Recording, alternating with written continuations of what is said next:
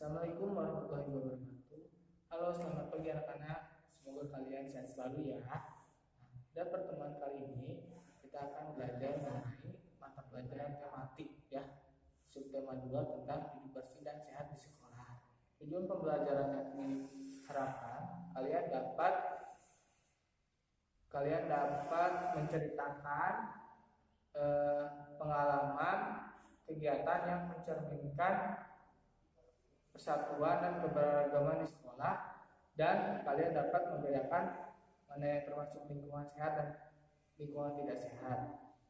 Nah, coba perhatikan di papan tulis ini ya. Mister sudah tulis beberapa poin tentang mengenai kebersihan sekolah. Yang pertama, poin pertama, kebersihan sekolah harus dijaga.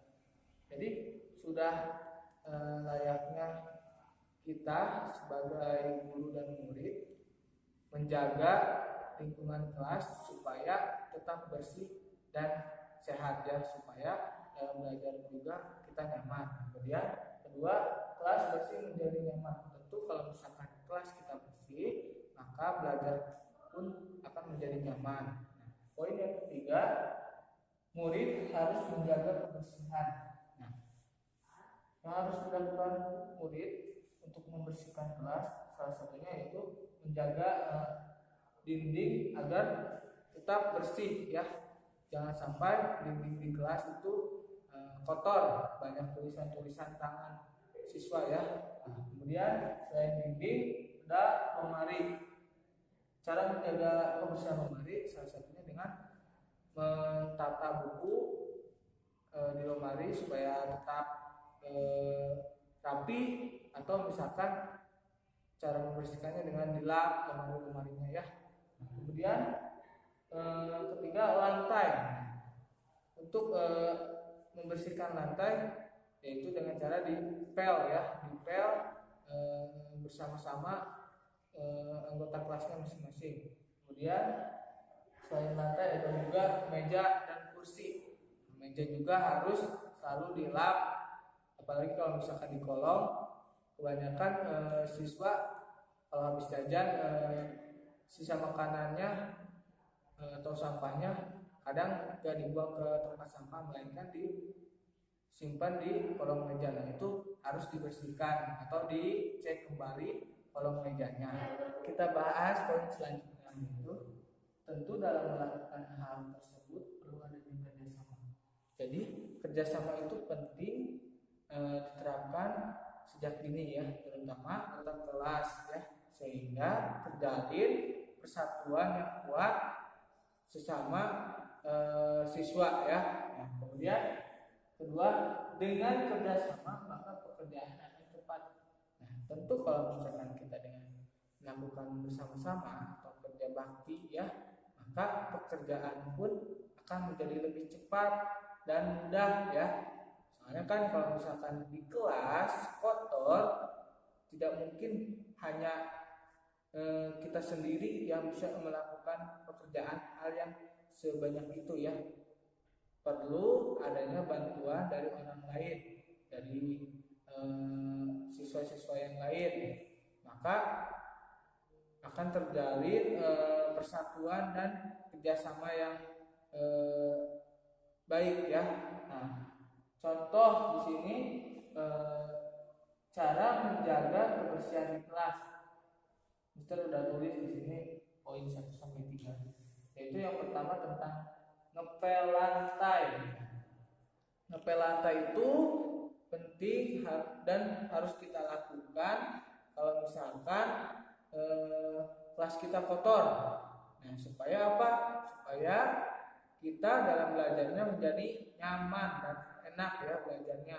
Nah, dalam ngepel lantai kita juga harus melakukannya secara bersama-sama supaya ngepel lantainya cepat ya. Kemudian kedua, menghapus papan tulis. Menghapus papan tulis juga harus kita lakukan supaya kelihatan bersih ya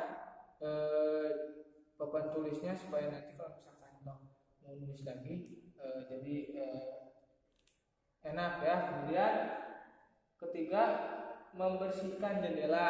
Nah, jendela juga penting untuk kita jaga kebersihannya supaya terlihat indah, nyaman ya.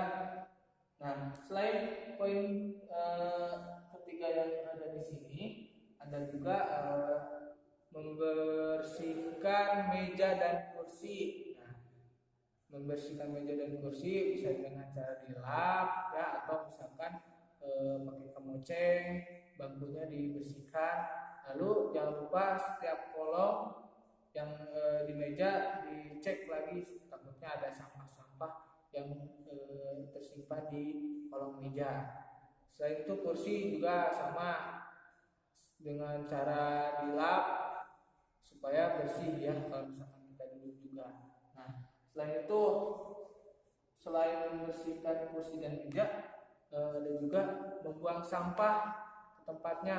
Jadi kalau misalkan toh di kelas sudah banyak sampahnya, kita buang ke tong yang lebih besar, atau misalkan tempat pembuangan akhir atau TPA di sekolah, atau ada tong besar gitu ya. Nah, nanti kalau misalkan toh udah penuh sampah di kelas, tinggal buang ke luar atau misalkan ke tempat pembuangan akhirnya. Kemudian selain membuang sampah, dan juga merapikan loker ya. Kalau misalkan loker itu berkaitannya dengan penyimpanan misalkan sejadah, atau misalkan tempat pensil, atau misalkan mukena atau sarung, peci. Nah, loker juga harus ditata supaya rapi ya. Nah, selain itu kita harus bisa membedakan mana yang termasuk lingkungan bersih dan sehat. Contoh yang termasuk lingkungan bersih, misalkan tentu lantainya bersih, kemudian papan tulis selalu bersih, kalau misalkan udah ditulis langsung dibersihkan. Kemudian jendelanya juga selalu dilap atau bersih ya, gak ada debu. Kemudian kursi dan meja tidak ada coret-coretan, terus mejanya di kolongnya tidak ada sampah-sampah. Terus kemudian sampah juga tong sampahnya selalu bersih ya. Nah, kalau misalkan yang termasuk lingkungan tidak sehat atau kotor, misalkan dinding suka ada coretan-coretan ya, coretan-coretan atau gambar-gambar yang tidak jelas. Kemudian di bangku, di kolong bangkunya ada sampah yang berserakan. Terus lantai jarang dipel. Nah, itu beberapa